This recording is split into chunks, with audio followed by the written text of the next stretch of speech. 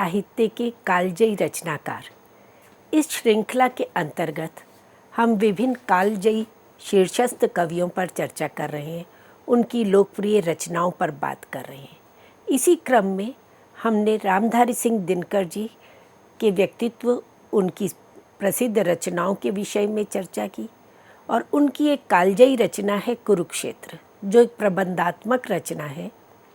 और इस रचना में उन्होंने युद्ध के विभिन्न कारणों पर, युद्ध की समस्या को, उसकी अनिवार्यता, औचित्य अनौचित्य पर बात की है, जिस पर हमने अपने पिछले व्याख्यान में विस्तार से चर्चा की थी। इसी कालजयी रचना कुरुक्षेत्र के काव्य सौष्ठव पर आज हम बात करेंगे। दिनकर जी हिंदी के कालजयी रचनाकार रहे, ओज, क्रांति और विद्रोह के कवि रहे हैं, राष्ट्रीय चेतना और मानवतावादी चेतना संपन्न कवि रहे हैं। उनकी प्रसिद्ध रचना कुरुक्षेत्र, जिसके प्रबंधात्मकता को लेकर, जिसके काव्य रूप को लेकर के अनेक विवाद हैं।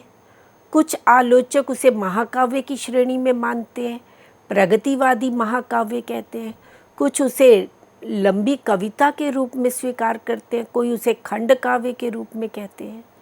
तो मूलतः कुरुक्षेत्र जो रचना है वह प्रबंध रूप में किस साहित्यिक विधा के अंतर्गत आती है, इस पर चर्चा करेंगे। इसकी वस्तु विन्यास को लेकर और अभिव्यंजना शिल्प को लेकर आज हमारी चर्चा रहेगी। कुरुक्षेत्र मूलतः एक युगांतरकारी कालजयी रचना रही है, जो भाव, विचार और शिल्प तीनों का ही अद्भुत सम्मिश्रण रहा है। एक नवीन प्रयोग धर्मिता से युक्त रचना रही है। नवीन प्रयोग दिनकर करते हैं और जो प्राचीन मानक स्वीकृत किए गए संस्कृत साहित्य शास्त्र में महाकाव्य के, खंड काव्य के, प्रबंध काव्य के, मुक्तक काव्य के, जो शास्त्रीय विवेचना करते हुए, उनकी आलोचना करते हुए उनके जो मानक निर्धारित किए गए, अगर हम उन मानकों पर कुरुक्षेत्र को का मूल्यांकन करते हैं तो हमें निराश ही होना पड़ता है, क्योंकि वहाँ जिस रूप में महाकाव्य के लक्षण बताए गए हैं वह लक्षण कुरुक्षेत्र पर घटित नहीं होते। वहाँ खंड काव्य के जो लक्षण बताए गए हैं वे भी कुरुक्षेत्र पर घटित नहीं होते। तो यही कारण है कि विभिन्न आलोचकों ने कुरुक्षेत्र की किस साहित्यिक विधा के अंतर्गत आता है, कौन सा उसका काव्य रूप है, इसको लेकर अपने अपने मत रखे हैं। जैसे डॉक्टर शंभुनाथ पांडे कुरुक्षेत्र को प्रगतिवादी विचारधारा का महाकाव्य मानते हैं, क्योंकि इस काव्य में दिनकर साम्यवाद की बात करते हैं, समाजवादी चेतना से युक्त होकर के अपने विचार रखते हैं। परंतु हिंदी साहित्य के प्रसिद्ध आलोचक, हिंदी साहित्य के इतिहास लेखक डॉक्टर नगेंद्र, जिन्होंने दिनकर जी पर विस्तार से चर्चा की है, वे इसे कुरुक्षेत्र को चिंतन प्रधान लंबी कविता के रूप में देखते हैं। और डॉक्टर विश्वनाथ प्रसाद मिश्र कुरुक्षेत्र को एकार्थ काव्य की संज्ञा देते हैं। ऐसे ही डॉक्टर भोलानाथ, वह कुरुक्षेत्र को बौद्धिकतापूर्ण महाकाव्य कहते हैं। हम उनके शब्दों में देखें तो डॉक्टर भोलानाथ कहते हैं कि दिनकर का कुरुक्षेत्र प्रधानतया युद्ध और बौद्धिकता की, प्रधानता की समस्याओं को लेकर चला है। युद्ध के बाद की विभीषिका का चित्र, युद्ध के कारणों, उनके शमन का उपाय, सहनशीलता एवं प्रतिरोध के औचित्य एवं अनौचित्य आदि पर कुरुक्षेत्र के अंदर बड़ी प्रभावपूर्ण शैली में विचार व्यक्त किया गया है।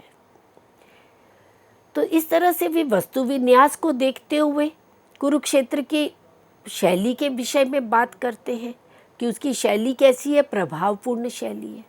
और मूलतः वे एक बौद्धिक विचार प्रधान, चिंतन प्रधान रचना है, तो वह इसे बौद्धिकतापूर्ण महाकाव्य की संज्ञा देते हैं।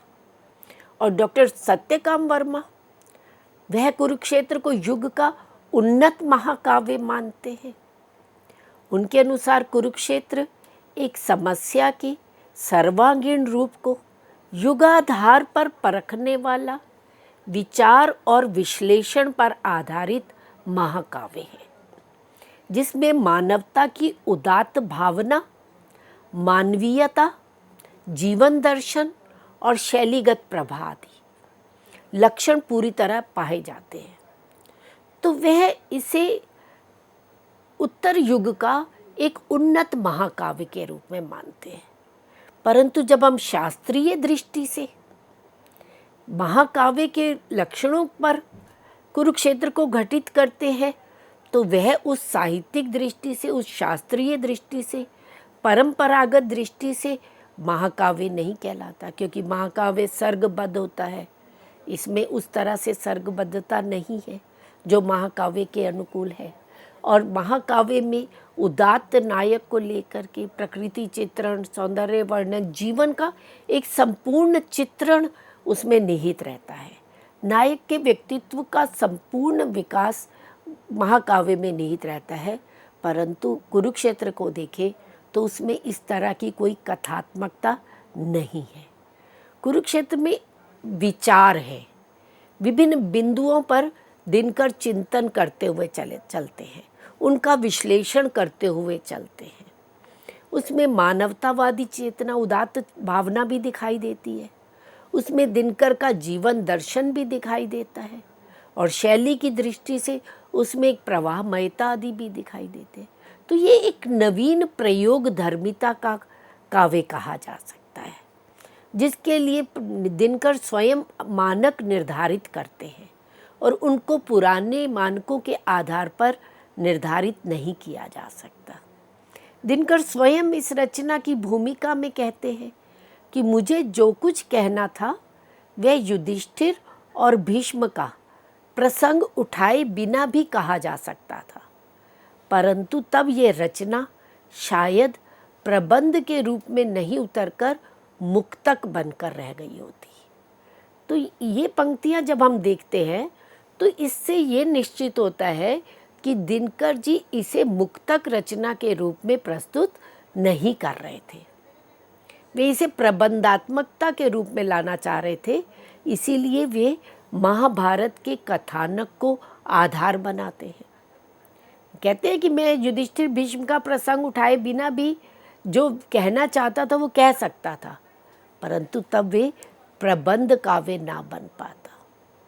और ये सच है कि इसे प्रबंध के रूप में लाने की मेरी कोई निश्चित योजना भी नहीं थी, परंतु जिस रूप में उन्होंने एक मिथकीय आधार को लेकर के और उसको युगीन संदर्भ में वर्तमान से जोड़ते हुए प्रस्तुत किया, तो यह रचना एक कालजयी रचना बन गई, जो तत्कालीन युग में भी प्रासंगिक थी और आज भी उतनी ही प्रासंगिक है। वर्तमान में भी कुरुक्षेत्र रचना उतनी ही समसामयिक और प्रासंगिक कहलाती है। और अब हम देखें कि कुरुक्षेत्र की प्रबंधात्मकता का मूल आधार क्या है। स्वयं कवि के शब्दों में कुरुक्षेत्र के प्रबंध की एकता उसमें वर्णित विचारों को लेकर के है। कुरुक्षेत्र में प्रबंध विधान वैचारिक स्तर पर है, कथात्मक स्तर पर नहीं। कोई इसमें कथानक नहीं है, कथा वस्तु नहीं है। एक क्रमबद्धता जो महाकाव्य में दिखाई देती है, जीवन के प्रारंभ से लेकर अंत तक एक कथा दिखाई देती है, एक उसमें क्रमबद्धता, एक श्रृंखला दिखाई देती है, वैसी श्रृंखला, वैसी प्रबंधात्मकता कुरुक्षेत्र में नहीं है। क्योंकि यहाँ दिनकर स्वयं स्वीकार करते हैं कि पूरा प्रबंध विधान वैचारिक स्तर पर, चिंतन के स्तर पर किया गया है, कथा के स्तर पर नहीं। और इसीलिए कुरुक्षेत्र की रचना जो है वो वर्तमान में भी उतनी ही उपयोगी है। और इसकी रचना भगवान व्यास के अनुकरण पर नहीं हुई है, और ना महाभारत को दोहराना ही कवि का उद्देश्य था। मूलतः कुरुक्षेत्र जो है वो 7 सर्गों की रचना है, उसमें 7 सर्ग हैं। महाभारत के शांति पर्व को केंद्र में रखते हुए, युधिष्ठिर और भीष्म के संवाद को केंद्र में रखते हुए इस कृति की रचना की गई है। महाभारत में जब प्रसंग ये आता है तो वहाँ महाभारत का युद्ध समाप्त हो जाने के पश्चात जब युधिष्ठिर देखते हैं युद्ध की विभीषिका का परिणाम, चारों ओर लाशों के ढेर लगे हुए हैं और उनके मन में निर्वेद का, ग्लानि का भाव होता है और ये मन में प्रश्न आता है कि ये विजय, ये तुच्छ विजय किस लिए? अपने परिजनों का अंत करके, अपने सगे संबंधियों का अंत करके, तो ये सत्ता सुख किस काम का? तो उनके भीतर जो ग्लानि का भाव होता है और वे चाहते हैं कि मैं सब कुछ छोड़ करके संन्यास ले लूं। तब कृष्ण युधिष्ठिर को लेकर के भीष्म के पास जाते हैं और वहाँ पर भीष्म युधिष्ठिर को राजधर्म के विषय में बताते हैं। वहाँ ये प्रसंग आता है, पर उस प्रसंग को केंद्र में रखते हुए, आधार बनाते हुए दिनकर उसे वर्तमान के साथ जोड़ते हुए प्रस्तुत करते हैं, क्योंकि तत्परिवेश में भी 2 विश्व युद्ध हुए। प्रथम विश्व युद्ध की विभीषिका को भी कवि ने अपनी आंखों से स्पष्ट देखा और द्वितीय विश्व युद्ध को भी।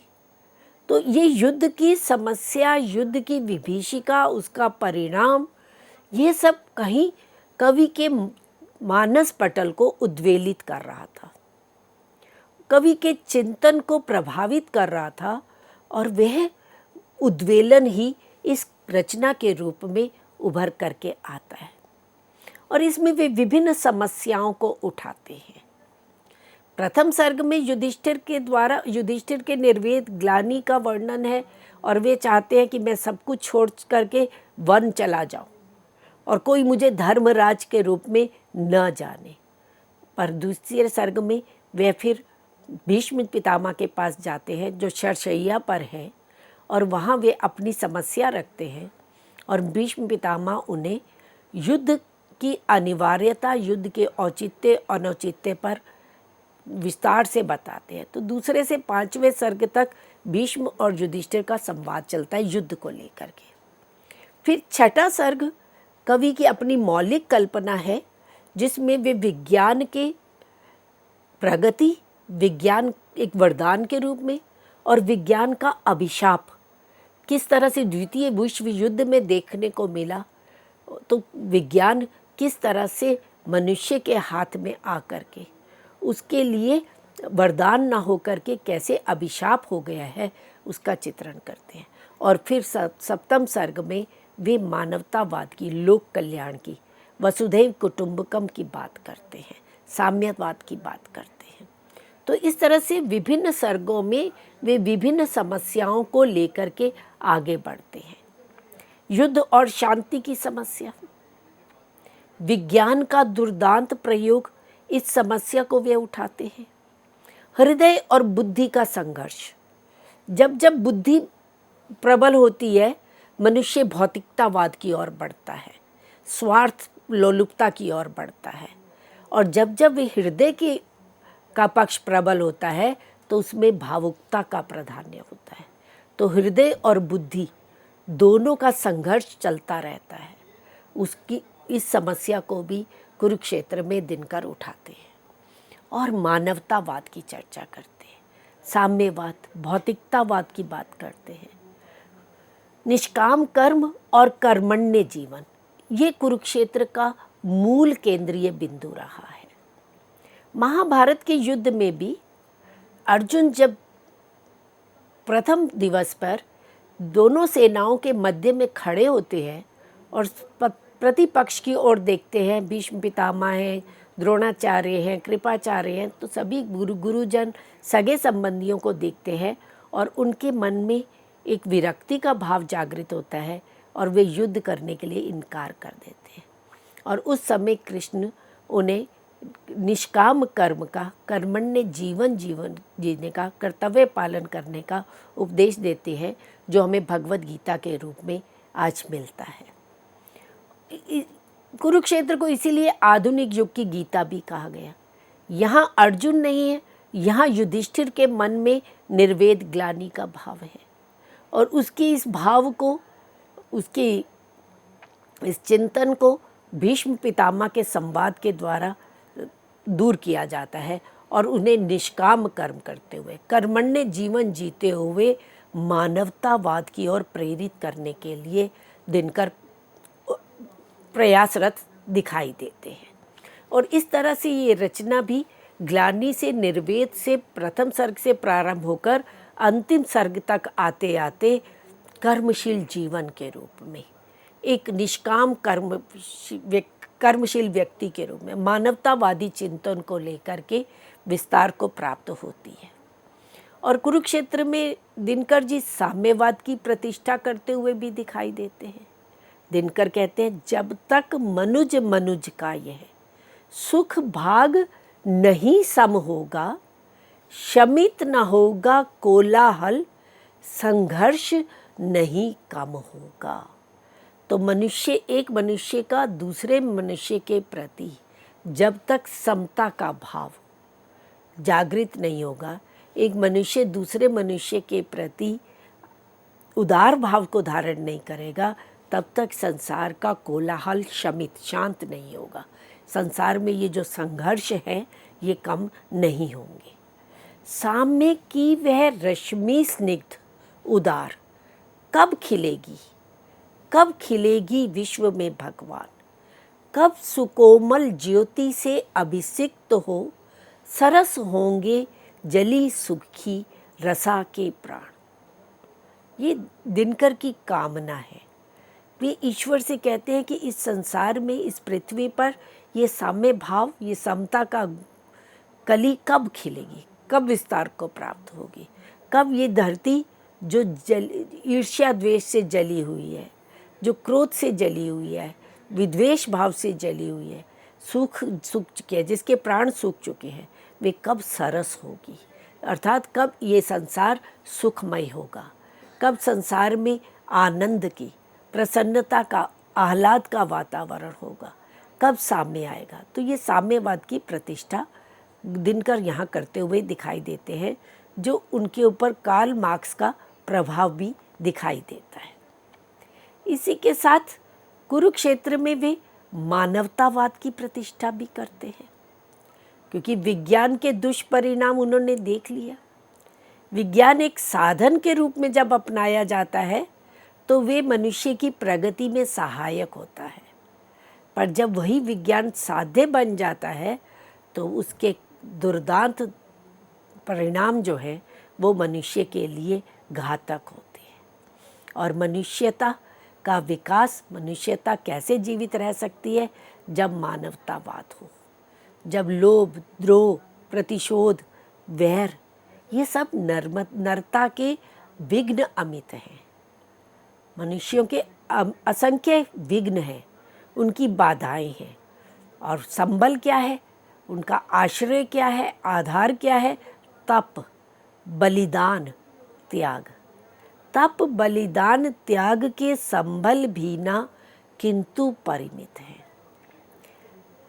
एक और समाज में लोभ, ईर्ष्या, द्रोह, प्रतिशोध, वैर भावना भरी हुई है, जो संसार की प्रगति में, मानव की प्रगति में बाधक रूप में आती है। और वही मनुष्य के भीतर जो तपस भाव है, जो बलिदान की भावना है, उसके भीतर जो त्याग का गुण है, वह उसका बहुत बड़ा संबल है, उसका आश्रय है। तो इस तरह से प्रेरित करो इतर प्राणी को निज चरित्र के बल से, भरो पुण्य की किरण प्रजा में अपने तप निर्मल से। मानवतावाद का कैसे विकास होगा, मानवता कैसे आगे बढ़ेगी, जब हम अपने चारित्रिक बल से सभी प्राणियों को, जल चेतन सभी प्राणियों को जब हम प्रेरित करेंगे, जब अपने पुण्य की किरण पूरी प्रजा में भर देंगे, अपने निर्मल तप का विकास करेंगे, तभी मानवतावाद की प्रतिष्ठा होगी, तभी मानवतावाद की स्थापना होगी। तो इस तरह से विभिन्न विचार बिंदुओं को लेकर के दिनकर कुरुक्षेत्र के वस्तु विन्यास का सृजन करते चले जाते हैं, जो उनकी मौलिक चिंतन का परिणाम है। कोई एक कथा सूत्र नहीं है, विभिन्न विचार बिंदु हैं। इसीलिए इसे बौद्धिकता प्रधान काव्य की संज्ञा दी गई, इसे बौद्धिकता प्रधान महाकाव्य तक कह दिया गया। वास्तव में इसे हम महाकाव्य नहीं कह सकते, इसे हम बौद्धिक प्रधान, चिंतन प्रधान एक प्रबंधात्मक रचना कह सकते हैं, जो नवीन प्रयोगों से युक्त है, नवीन मानकों पर आधारित है और प्राचीन शास्त्रीय मानकों पर उसे घटित नहीं किया जा सकता। अब हम मित्रों बात करते हैं कुरुक्षेत्र के पात्रों को लेकर के। मूल रूप से इसमें दो ही पात्र हैं। महाकाव्य में यद्यपि अनेक पात्र होते हैं, दो ही पात्र नहीं होते, कई पात्र होते हैं। एक मुख्य पात्र होता है, अनेक सहायक या गौण पात्र होते हैं। कुरुक्षेत्र में दो ही मुख्य पात्र हैं, एक युधिष्ठिर और एक भीष्म। और इन दोनों पात्रों को भी दिनकर ने प्रतीक रूप में लिया है, युग सापेक्ष भावों से युक्त पात्र के रूप में लिया है, जो मानवता के समर्थक हैं। युधिष्ठिर युद्ध की विभीषिका से व्यथित है, अहिंसा के पक्षधर है। उस समय दो विचारधाराएं चल रही थी। एक गांधीवादी विचारधारा चल रही थी, जो अहिंसा की समर्थक थी, जो हिंसा का पूर्णतया विरोध कर रही थी, जो सत्याग्रह के द्वारा देश को स्वतंत्र कराने के लिए अग्रसर थी।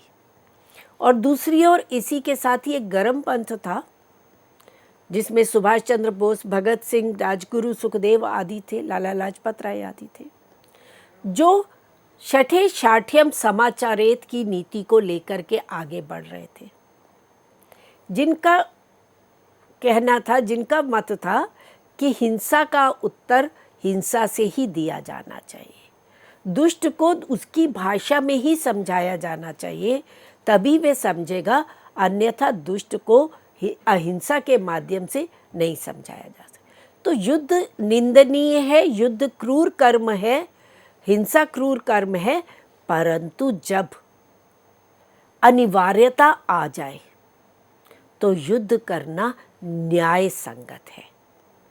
वहाँ युद्ध की औचित्य पर दिनकर विचार करते हैं। तो युधिष्ठिर को गांधीवादी विचारधारा के पक्षधर के रूप में रखा है, और दूसरी ओर भीष्म पितामह को उसके विपरीत युद्ध के पक्षधर के रूप में सामने लेकर के आते हैं। युधिष्ठिर परस्पर स्नेह, सौहार्द, प्राणी मात्र के प्रति सहानुभूति की भावना से युक्त है। वे मानवता के विकास के लिए विश्व बंधुत्व एवं आत्मवत सर्वभूतेषु की भावना से युक्त एक धीर पुरुष के रूप में सामने आते हैं, और वे युद्ध को उचित नहीं मानते हैं। युधिष्ठिर एक साधारण मानव की भांति राजतंत्र की आलोचना करते हैं। राजतंत्र द्योतक है नर की मलिन निहीन प्रकृति का, मानवता की ग्लानि और कुत्सित कलंक संस्कृति का। तो स्वयं युधिष्ठिर राजा बन रहे हैं, पर वे राजतंत्र की स्वयं आलोचना करते हैं, क्योंकि राजतंत्र जो है वे संस्कृति के लिए कुत्सित कलंक कहते हैं, मानवता का घातक कहते हैं। और यही दिनकर के चिंतन भी पता चलता है। वे प्रजातंत्र के समर्थक हैं, लोकतंत्र के समर्थक हैं, राजतंत्र का भी विरोध करते हैं। युधिष्ठिर अपने वास्तविक चरित्र को सुरक्षित रखते हुए नवीन भावबोध से संपन्न दिखाई देते हैं। मिथकीय पात्र हैं युधिष्ठिर, महाभारत के पात्र हैं, धर्मराज के रूप में एक धर्मज्ञ के रूप में जाने जाते हैं, परंतु दिनकर युधिष्ठिर को जो प्रतीक रूप में लेते हैं वे नवीन भावबोध से युक्त करके प्रस्तुत करते हैं और उसके मुख से कहलवाते हैं, शांति नहीं तब तक जब तक सुख भाग न नर का सम हो, नहीं किसी को बहुत अधिक हो, नहीं किसी को कम हो। वही साम्यवाद की प्रतिष्ठा दिनकर युधिष्ठिर के माध्यम से करवा रहे हैं कि जब तक प्रत्येक मनुष्य को समाज में समता का भाव प्राप्त नहीं होगा, तब तक समाज में शांति की स्थापना नहीं हो सकती। जब तक समाज में वैषम्य रहेगा, समाज की प्रगति नहीं हो सकती। और इसी तरह से भीष्म इसके विपरीत हैं। और भीष्म के चरित्र से दिनकर विशेष रूप से प्रभावित हैं। वे भीष्म पितामह के व्यक्तित्व को, उनके चरित्र को स्पष्ट शब्दों में वहाँ प्रस्तुत कर देते हैं। तो भीष्म के चरित्र को लेकर के चर्चा हम अपने अगले व्याख्यान में करेंगे। इसी चर्चा को आगे बढ़ाएंगे अल्प विराम के बाद। धन्यवाद।